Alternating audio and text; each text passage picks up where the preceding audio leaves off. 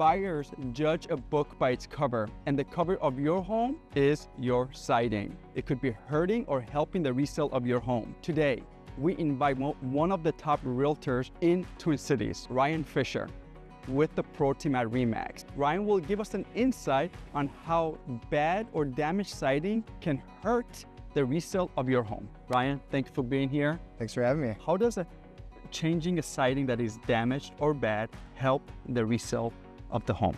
Buyers come up to a house, first thing they see is the outside of the home. And if they see a house with old siding, immediately they're going to be wondering if it's the right home for them.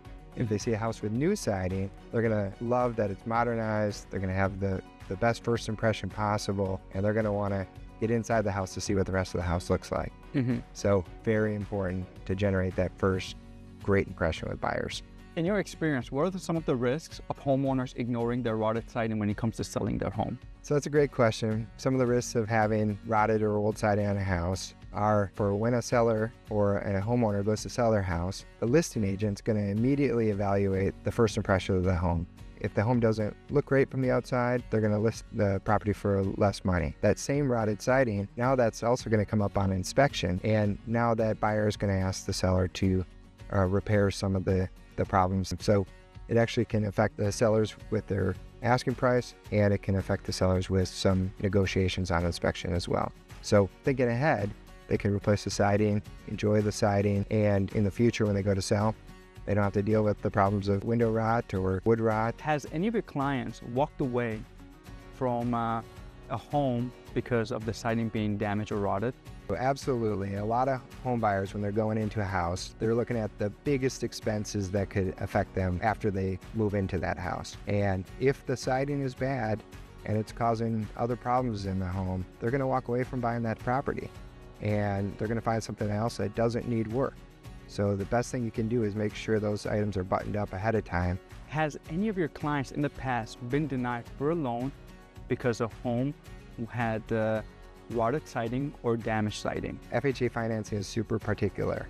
If there's any exposed wood or rotted siding, that FHA appraiser is going to flag that, and they're actually going to require the seller to fix that problem prior to that buyer being able to buy that house. So if you are the seller and you want to be proactive, super important to get that buttoned up on the front end, get that siding replaced, get that siding repaired, take care of those problems so that all the buyers coming through the house can actually close on it with their financing. What type of materials do you see homeowners desire to have on their home? Buyers love new siding in general, but if a buyer is picking something on their house, they're usually picking LP. They love that. Paintable, it lasts a super long time, but also vinyl and steel are great options as well. All of them are low maintenance, and buyers in particular are attracted to them, and they're easy to clean.